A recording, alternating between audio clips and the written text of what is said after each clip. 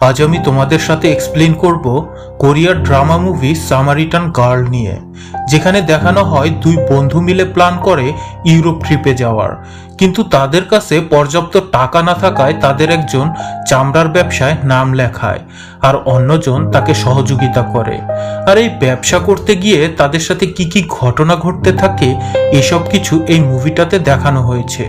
তো বন্ধুরা, চলো তাহলে শুরু করা যাক আমাদের মুভির ঘটনা প্রবাহ।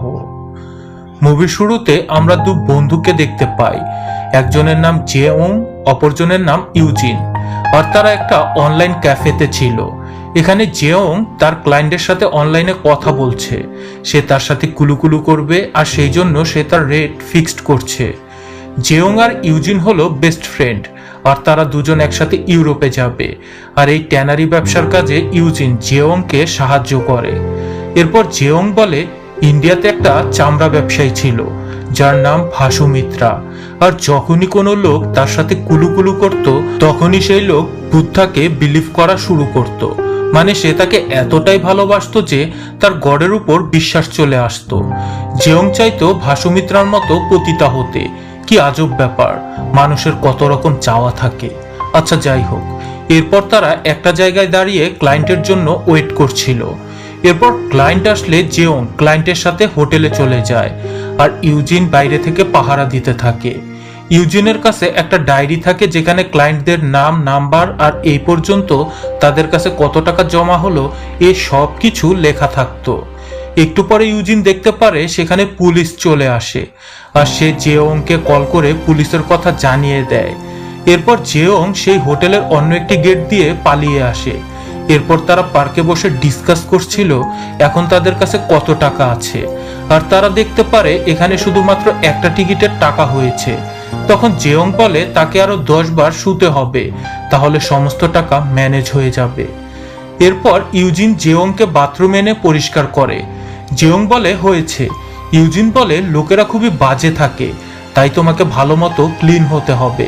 আর আমরা দেখি ইউজিন খুবই স্যাড ছিল, কারণ জেওংকে তার জন্য এসব কিছু করতে হচ্ছিল। জেওং বলে তুমি মন খারাপ করো না, এগুলো করতে আমারও খুব ভালো লাগে, আর এজন্যই এমনটা করা।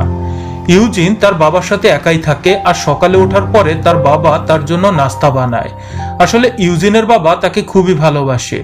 স্কুলে যাওয়ার সময় তার বাবা তাকে বিভিন্ন স্টোরি শোনায়। ইউজিন এসব শোনে না, তবু সে শোনায়। এরপর ইউজিন আর জেওং মিট করে। ইউজিন জেওংকে দেখে বলে আমার কাছে তোমাকে ডিফারেন্ট মনে হচ্ছে। তখন জেওং বলে আমার কাছে তো সবকিছু ঠিকই মনে হচ্ছে।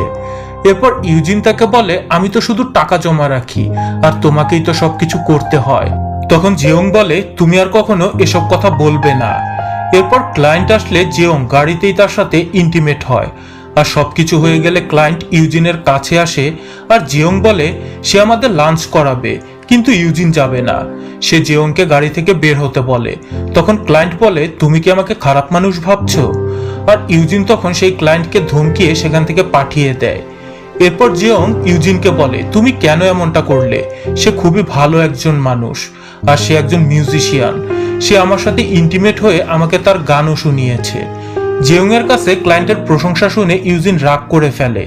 তখন জেওং তাকে মানিয়ে নেয়। এরপর জেওং বলে আমি আর কোনোদিন ক্লায়েন্টের সাথে কথা বলবো না। পরদিন সকালে তারা একটা শপে আসে, আর এখানে তারা দুজন ফটো তুলে। এরপর আমরা দেখি জেওং একজন ক্লায়েন্টের সাথে, আর ইউজিন বাইরে থেকে পাহারা দিচ্ছে। আর তখনই হুট করে সেখানে পুলিশ চলে আসে, কিন্তু এই বিল্ডিং এ পালানোর কোনো রাস্তা নেই। জেওং এর রুমে পুলিশ ঢুকলে সে গিয়ে উইন্ডোর উপর দাঁড়ায়, কারণ সে ধরা দিতে চায় না। পুলিশ বলে আমরা তোমাকে কিছুই করব না, তুমি লাফ দেবে না। আর বাইরে থেকে ইউজিন বলে ভেতরে ঢুকে পড়ো, কিন্তু জেওং সেখান থেকে জাম্প করে। এতে সে মাথায় ভীষণ আঘাত পেলেও তার জ্ঞান ছিল। ইউজিন তাকে কাঁধে তুলে হসপিটালে নিয়ে আসে। তার অবস্থা খুবই খারাপ ছিল, তাই ডক্টর ইউজিনকে বলে জেওং এর প্যারেন্টসদের খবর দিতে, কিন্তু তার প্যারেন্টসদের নাম্বার ইউজিনের কাছে ছিল না। এরপর ইউজিন শাওয়ারে এসে সমস্ত ব্লাডগুলো পরিষ্কার করে, আর সে প্রচুর কান্না করে, এবং এসব কিছুতে সে নিজেকেই ব্লেম করতে থাকে। এরপর সে যখন জেওং এর কাছে যায় তখন তার জ্ঞান ফেরে। ইউজিন জেওং এর কাছে তার প্যারেন্টসদের নাম্বার চাইলে সে তার ডায়েরিটা আনতে বলে। ইউজিন ডায়েরি আনলে সে ইউজিনকে বলে প্লিজ আমার ক্লায়েন্টকে ডাকো, মানে যে মিউজিশিয়ান ছিল তার কথা আমার খুব মনে পড়ছে। এরপর ইউজিন সেই ক্লায়েন্টকে কল দেয় এবং জিওং এর সাথে যা কিছু হয়েছে সে সবকিছু বলে, কিন্তু সেই মিউজিশিয়ানের কম্পোজ থাকায় সে আসবে না বলে ফোন কেটে দেয়। এরপর ইউজিন তাকে আবারও ফোন করে আর সে কোথায় আছে এটা সে জানতে চায়। তারপর ইউজিন নিজেই সেই মিউজিশিয়ানের ওখানে চলে আসে। এরপর ইউজিন তাকে খুব করে রিকোয়েস্ট করতে থাকে একবার হসপিটালে আসবার জন্য, কিন্তু সে আসতে রাজি হচ্ছিল না। এরপর সেই মিউজিশিয়ান ইউজিনকে বলে তার সাথে শুতে হবে, তবেই সে হসপিটালে যাবে। বাধ্য হয়ে ইউজিন নিজেকে সারেন্ডার করে। তারপর তারা দুজন কিছুক্ষণ শুয়ে থেকে জেওং এর কাছে আসে, কিন্তু যতক্ষণে তারা হসপিটালে পৌঁছায় ততক্ষণে জেওং মারা গেছে। এখন কিছুদিন পার হয়ে গেছে আর জিওং যে টাকাগুলো কামিয়েছিল ইউজিন সেগুলো দেখছে। এরপর ইউজিনের মাইন্ডে আসে জিওং এর এই টাকাগুলো যাদের কাছ থেকে সে নিয়েছিল, সে যদি এই টাকাগুলো তাদেরকে ফেরত দিয়ে দেয় তাহলে তো জিওং এর আর প্রস্টিটিউশনটা হবে না। আর সে সত্যিই চায় এই টাকাগুলো সমস্ত লোকদেরকে ফেরত দিয়ে দিতে, আর এমনটা করলে সে কিছুটা হলেও মনে শান্তি ফিরে পাবে। এরপর সে একটা মোটেলে এসে জিওং এর এক ক্লায়েন্টের সাথে ইন্টিমেট হয়। এটা করে ক্লায়েন্ট অনেক খুশি হয়। এরপর সে ক্লায়েন্টকে বলে জিওং মারা গেছে আর সে তার টাকাগুলো ব্যাক করে দেয়। এরপর আমরা দেখি সে অন্য একটা ক্লায়েন্টের কাছে। এই ক্লায়েন্টও অনেক স্যাটিসফাই। ইউজিনের বাবা হচ্ছে একজন পুলিশ। ইউজিন যে হোটেলে ছিল তার অপোজিটের হোটেলে সে একটা মার্ডারের ইনভেস্টিগেশনে এসেছিল, আর তার বাবা জানালা দিয়ে দেখতে পায় ইউজিন একটা ক্লায়েন্টের সাথে। এটা দেখতে পেয়ে সে খুবই শকড হয়ে যায় আর সে বাইরে বসে তাদেরকে ফলো করে। আর ইউজিন চলে যাবার পরে সে ওই ক্লায়েন্টকে ধরে।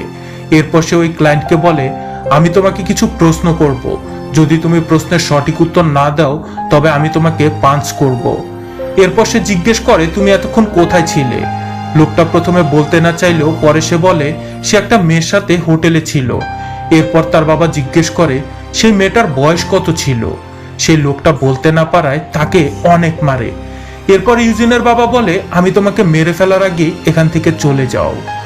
এরপর আমরা দেখি রাতে ইউজিনের বাবা ইউজিনকে দেখে চিন্তা করছে সে এই কাজটা আসলে কেন করলো। পরদিন তাকে স্কুলে নিয়ে যাবার সময় ইউজিনের বাবা আগের মতো তাকে আর স্টোরি শোনায় না। ইউজিন তার বাবাকে জিজ্ঞেস করে আজ কেন স্টোরি শোনাও না। তখন তার বাবা বলে ইতালির এক শহরে একবার 3 জন যুবতী মেয়ে জঙ্গলে খেলতে যায়। এরপর তারা মাদার মেরিকে উজ্জ্বল আলোয় দেখতে পায়, আর সেই আলোর উজ্জ্বলতায় তারা 3 জন অজ্ঞান হয়ে যায়। অজ্ঞান অবস্থায় ওরা 3 জন পৃথিবীর সমাপ্তির নির্মম আর ভয়ানক দৃশ্য দেখে।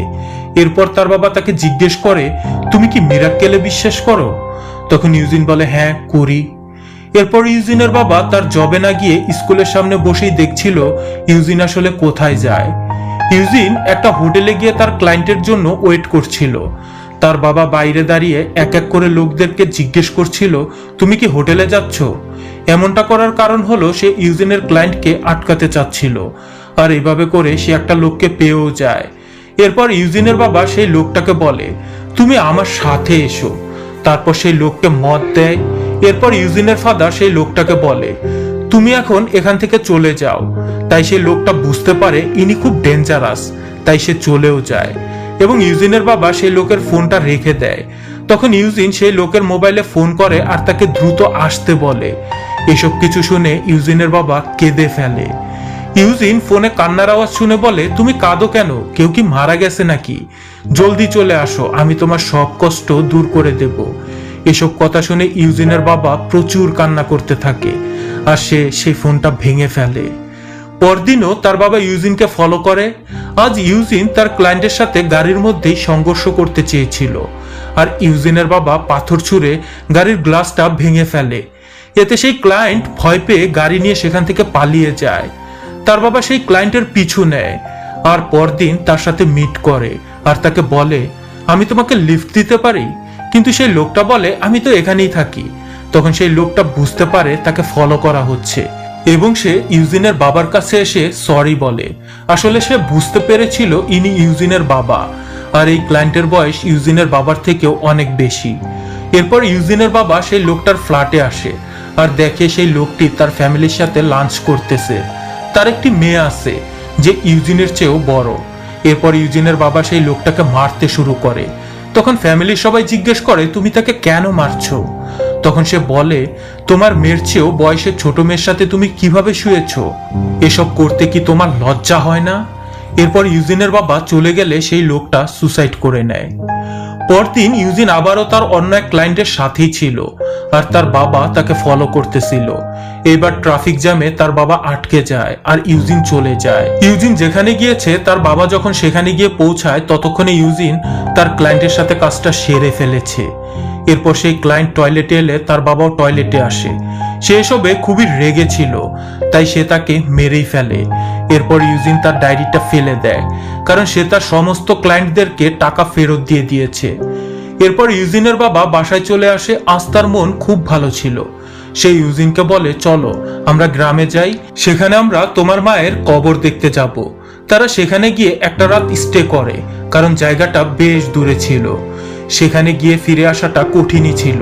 ইউজিনের বাবা রাতে ঘুম ভেঙে জেগে দেখে ইউজিন বাহিরে বসে কাঁদছে, কারণ সে এতদিন যা কিছু করেছে তার সব তার বাবা জানে, এটা ইউজিন বুঝতে পেরেছিল।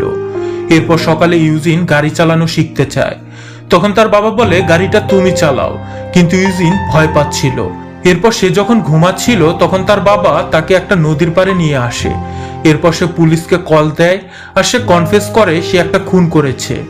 ইউজিন ঘুম থেকে উঠে দেখতে পায় আশেপাশে তার বাবা নেই। এরপর ইউজিনের বাবা তাকে মেরে ফেলে আর সেখানেই তার লাশ পুঁতে ফেলে। কিন্তু এগুলো তার স্বপ্ন ছিল। আর সে যখন সত্যি ঘুম থেকে ওঠে তখন সে দেখে তার বাবা একটা রাস্তা বানায়, আর এই রাস্তা দিয়ে ইউজিনকে গাড়ি চালাতে হবে। আর আস্তে আস্তে ইউজিন সবকিছু শিখে ফেলে।